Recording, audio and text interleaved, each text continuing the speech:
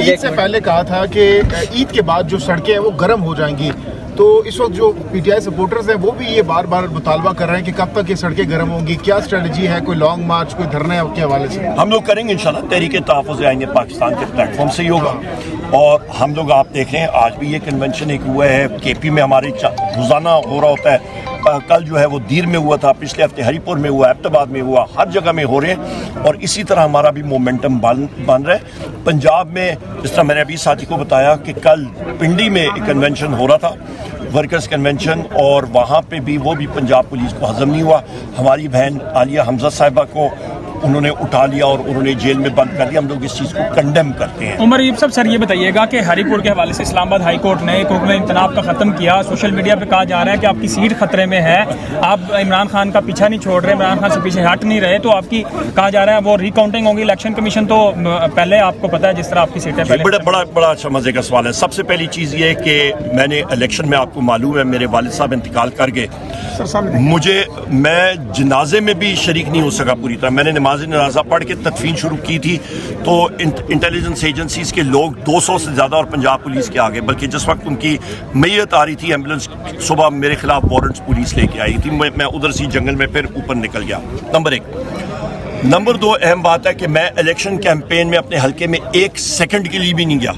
ٹھیک ہے، تو میں اس کو دھاندلی میں کیسے کر سکتا تھا؟ میرے چچا زاد بھائی یوسف ایوب خان صاحب کو اٹھا کے جیل میں ڈال دیا، میرے کوآرڈینیٹر کو، ہمارے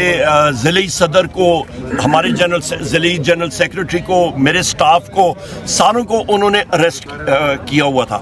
اس کے بعد میرے 2 MPAs میرے ساتھ ہیں، وہ میرے چچا زاد بھائی ہیں، اکبر ایوب خان اور ارشد ایوب خان، ان کو اریسٹ کرنے کی کوشش کی، میرے اپنے 16 سال بیٹے کو اریسٹ کرنے کی کوشش کی، ساری انتظامیہ PDM حکومت کی، تو ہم لوگ تو مطلب ہمارے میٹنگز نہیں ہو سکتی تھیں، یہ تو رب کی ایک عنایت ہے، اور الحمدللہ اس دن ہم نے ڈیفینڈ کر دیا، ورنہ وہ تو ریکارڈ جلانے کے چکر میں تھے۔ اس کے بعد میرے مد مخالف نے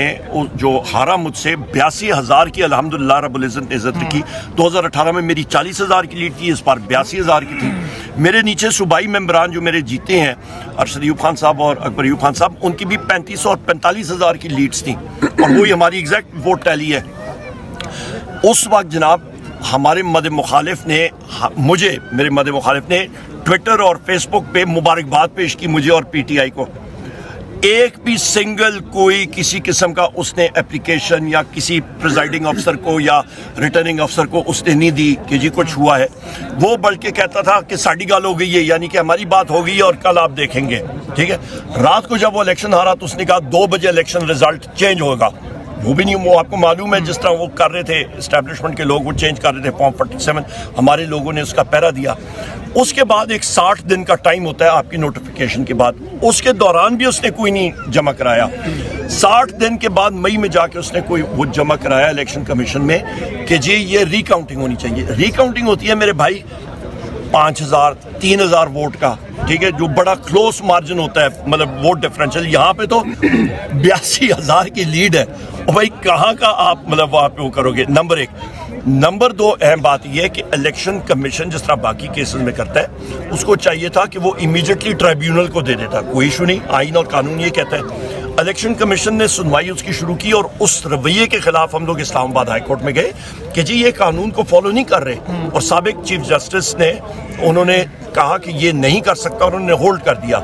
یہ چیف جسٹس صاحب آئے، انہوں نے واپس الیکشن کمیشن کو بھیجا ہے، تو ابھی اس کے خلاف ہم لوگ قانون۔ اچھا،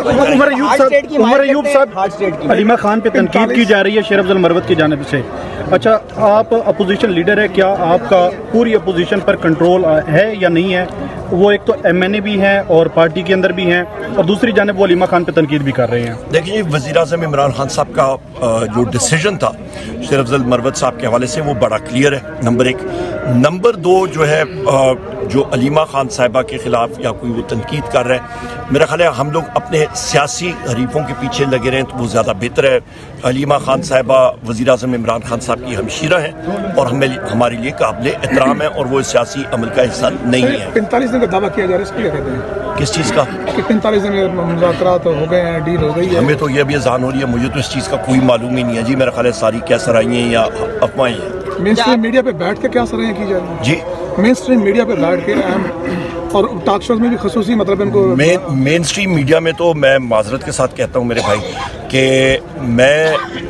इबलीस का नाम ले लूँ तो वो मीडिया पे चल जाएगा और कौमी असम्बली में चल जाएगा, पर मैं अपने पार्टी का नाम लूँ या किसी और का नाम लूँ वो नहीं चल सकता। मैं मतलब ये हालात हैं पाकिस्तान के इस वक्त,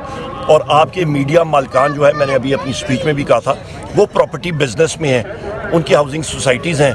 वो या चूं चां करें तो उनके ऊपर वो DHA आके कब्जा कर लेगा, तो वो तो बेचारे घुटने टेकने वाले हैं। आप साथियों को वो तनख्वाहें देते नहीं हैं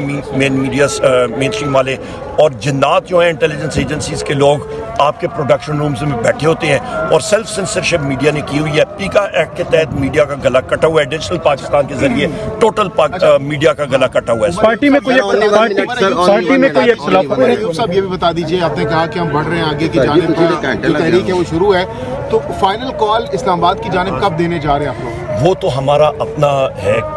कैलकुलेशन है, और जिस वक्त हमने मुनासिब समझा बड़ी ईद से पहले होगा या बाद में होगा? नहीं, वो तो हमारी तहरीक तहफ़्फ़ुज़ आईन पाकिस्तान और बाकी साथियों ने जब फाइनलाइज किया हम लोग करेंगे इंशाअल्लाह। वो चोलिस्तान को मुंतकिल किया जाए।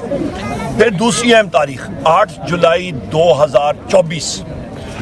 सदर हाउस में आसिफ अली जरदारी उस मीटिंग की सदारत करता है, और उस मीटिंग में उसने इस चीज़ की इजाज़त दी कि सिंध का पानी जो है, जो सिंध का हिस्से का पानी है, वो मुंतकिल किया जाए चोलिस्तान की तरफ। तो लिहाजा अभी ये सारे के सारे जो मगरमच्छ के आंसू रो रहे हैं पीपल्स पार्टी वाले, ये सारा झूठ और फरेब है, वो पानी निकाल दिया। अच्छा उमर साहब